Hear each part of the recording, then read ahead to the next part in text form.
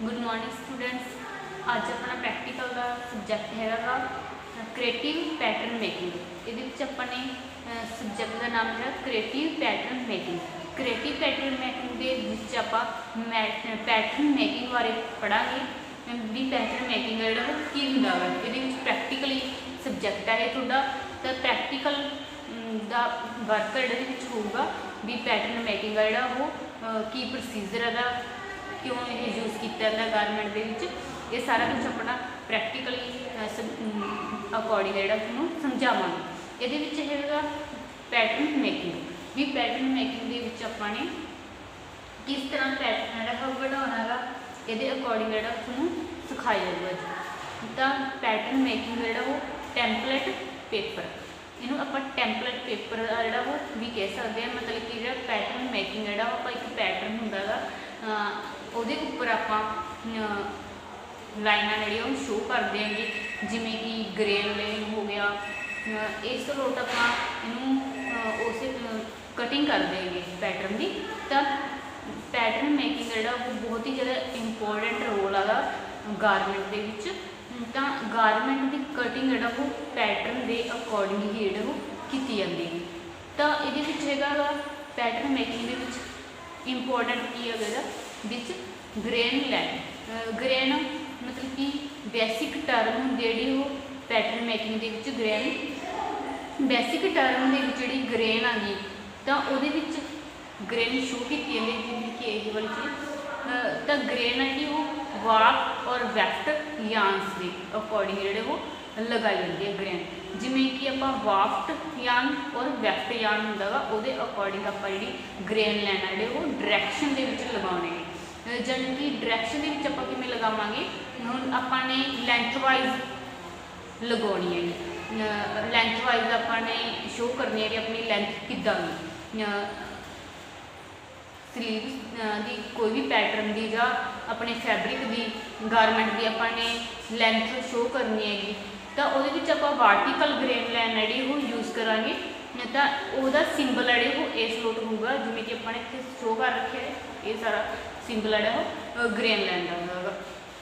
तो यह डायरैक्शन दसदी है भी कि डायरैक्शन के अपने कटिंग कर रहे हैं कि डायरैक्शन के अपन मार्जिन रख रहे हैं या मार्क लगा रहे हैं निशान लगा रहे हैं। ये सारा कुछ डायरैक्शन दसदी है अपन ग्रेन लाइन वाली। ग्रेन लाइन वाली वो वाफ यान के यूज़ की जाती है। वाफ के ग्रेन लाइन जिमें कि देखो अपने ये फैब्रिक लिया गा फैब्रिक का पीस आगा तो फैब्रिक के पीस के आप की शो कर रहे हैं ये ग्रेन लाइन शो कर रहे हैं जी कि आप कटिंग लाइन आप शो कर रहे हैं कि आप फैब्रिक है इस तरह इतों आप कटिंग किया ज अपने माप का जो इतने लगेगा लेंथ वाइज वार्टिकल ग्रेन लाइन है अपनी शो हो रही है। तो ये कटिंग भी आप इदा निशान लगावे ग्रेन लाइन का तो यह कटिंग वाली हो जूगी। तो इधर अपना निशान लगाया गया इस लोट अपनी आगे वाली ग्रेन लाइन आ गई ये वाली शो हो जूगी। तो ये विड्थ लेंथ के अकॉर्डिंग आप भी ग्रेन लाइन वो शो कर रहे हैं फैब्रिक उत्ते। तो इस लोटी जी बेसिक सैट की होंगे ग्रेन लाइन के आप किस तरह आप पैटर्न मेकिंग के आप ग्रेन लाइन जी वो शो कर सकते हैं और पैटर्न आ जो कि आप बना सकते हैं। ये जोड़े पैटर्न ने वो बेसिक पैटर्न है जोड़े वो जिन्ने भी गारमेंट है वो आप पैटर्न है बनाने बेसिक सैट के आप गारमेंट के पैटर्न है वो बनाने वो फ्रंट बॉडीज ब्लॉक है वो अपर मतलब कि जो फ्रंट बॉडीज ब्लॉक या बैक बॉडीज ब्लॉक है ये अपर गारमेंट का बनता है बॉडीज ब्लॉक है ये आप स्लीव तो स्कर्ट ये चार नहीं है जी आप शो कर रहे हैं बेसिक सैट के front bodies block back bodies block sleeve तो स्कर्ट। स्कर्ट होंगी अपना लोअर मतलब कि जोड़े लोअर के आप पाने जिम्मे ट्राउजर आ गई स्कर्ट आ गई ये सारे लोअर नेड़े बॉडीज ब्लॉक आते हैं। तो आप हम जो पैटर्न मेकिंग के जो पैटर्न बना रहे हैं तो ये आप शो कर रहे हैं सेंटर फ्रंट मतलब कि आप सेंटर जो किस तरह शो करना है अपना सेंटर बॉडीज ब्लॉक का। तो ये आप सेंटर फ्रंट के एक ड्रॉ करांगे इस लोट ਜਿਹੜਾ ਆਪਾਂ ਬਲੌਕ ਆ ਉਹ ड्रॉ ਕੀਤਾ ਹੋਇਆ ਵਾ। ਤੇ ਇਹਦੇ ਵਿੱਚ ਆਪਾਂ ਸ਼ੋ ਕਰ ਰਹੇ ਹਾਂ ਵੀ ਆਪਣੀ ਬੈਕ ਕਿਹੜੀ ਆ, ਫਰੰਟ ਕਿਹੜੀ ਆ, ਕ੍ਰੋਸ ਬੈਕ ਕਿਹੜਾ, ਇਹ ਸਾਰਾ ਕੁਝ ਦੇਖੋ। ਇਹਦੇ ਵਿੱਚ ਆਪਣਾ ਹੁਣ ਆਪਣੇ ड्रॉ ਕੀਤਾ ਗਾ ਬੋਡੀਜ਼ ਬਲੌਕ। ਤਾਂ ਬੋਡੀਜ਼ ਬਲੌਕ ਦੇ ਵਿੱਚ ਆਪਾਂ ਸੈਂਟਰ ਬੋਡੀਜ਼ ਬਲੌਕ ਦੇ ਵਿੱਚ ਇਹ ਲਾਈਨ ਖਿੱਚੀ ਆ ਤਾਂ ਕਿ ਆਪਾਂ ਨੂੰ ਇਹ ਪਤਾ ਚੱਲ ਜੇ ਵੀ ਆਪਣੀ ਸੈਂਟਰ ਪੁਆਇੰਟ ਕਿਹੜਾ ਗਾ। ਸੈਂਟਰ ਪੁਆਇੰਟ ਦੇ ਨਾਲ ਆਪਾਂ ਇੱਥੇ ਕਟਿੰਗ ਜਿਹੜੀ ਉਹ ਹੋ ਜਾਂਦੀ ਹੈ। ਤਾਂ ਸੈਂਟਰ ਪੁਆਇੰਟ ਦੇ ਵਿੱਚ ਆਪਣਾ ਬੈਕ ਆਹ ਵਾਲਾ ਆਪਣਾ ਬੈਕ ਆ ਦੇਖੋ, ਬੈਕ ਆਹ ਵਾਲੀ ਲਾਈਨ ਜਿਹੜੀ ਆਪਣੀ ਇੱਥੋਂ ਜਾ ਰਹੀ ਜਿਹੜੀ ਇਹ ਆਪਣੀ ਕ੍ਰੋਸ ਫਰੰਟ ਬੈਕ, ਜਾਣੀ ਕਿ ਕ੍ਰੋਸ ਫਰੰਟ ਬੈਕ ਆਪਾਂ ਜਿਹੜੀ ਲਗਾ ਲਿਆ ਆਰਮ ਹੋਲ ਤੇ। ਉਸ ਤੋਂ ਬਾਅਦ ਹੈਗਾ ਆਪਣੀ ਇਹ ਵਾਲੀ ਲਾਈਨ ਲੱਗਦੀ ਆ, ਇਹ ਹੈਗੀ ਆਪਣੀ ਚੇਸਟ। ਉਸ ਤੋਂ ਬਾਅਦ ਵੇਸਟ ਲਾਈਨ ਆਪਾਂ ਜਿਹੜੀ ਆਹ ਵਾਲੀ ਲਗਾਉਣੇ ਇਹ ਵੇਸਟ ਲਾਈਨ ਆਪਣੀ, ਠੀਕ ਹੈ ਜੀ। ਤਾਂ ਇਸੇ ਲੋਟ ਹੀ ਆਪਣਾ ਜਿਹੜਾ ਪੈਟਰਨ ਮੇਕਿੰਗ ਦਾ ਜਿਹੜਾ ਉਹ ਆਪਣੀ ਪੈਟਰਨ ਦੀ ਜਿਹੜੀ ਉਹ ਕਟਿੰਗ ਹੁੰਦੀ ਹੈ ਇਹਦੇ ਵਿੱਚ। ਤਾਂ ਪੈਟਰਨ ਮੇਕਿੰਗ ਦੇ ਵਿੱਚ ਤੁਹਾਨੂੰ ਪੈਟਰਨ ਮੇਕਿੰਗ ਦੇ ਵਿੱਚ ਦੋ ਟਾਈਪਸ ਹੁੰਦੀਆਂ ਨੇ ਇਹਦੀਆਂ ਪੈਟਰਨ ਮੇਕਿੰਗ ਦੀਆਂ। ਕਮਰਸ਼ੀਅਲ ਦੇ ਵਿੱਚ ਹੁੰਦਾ ਹੈਗਾ ਜੇ ਰੈਡੀ ਗਾਰਮੈਂਟ। ਕਮਰਸ਼ੀਅਲ ਜਿਹੜਾ ਪੈਟਰਨ ਹੈਗਾ ਉਹਦੇ ਵਿੱਚ ਗਾਰਮੈਂਟ ਜਿਹੜੇ ਉਹ ਰੈਡੀ ਹੁੰਦੇ ਨੇ ਜੀ, ਰੈਡੀਮੇਡ ਗਾਰਮੈਂਟ ਜਿਹੜੇ ਉਹ ਉਹਦੇ ਵਿੱਚ ਹੁੰਦੇ ਨੇ ਸਟੈਂਡਰਡ ਮੈਜ਼ਰਮੈਂਟ ਦੇ ਅਕੋਰਡਿੰਗ ਬਣਾਏ ਹੁੰਦੇ ਨੇ। ਜਿਹੜਾ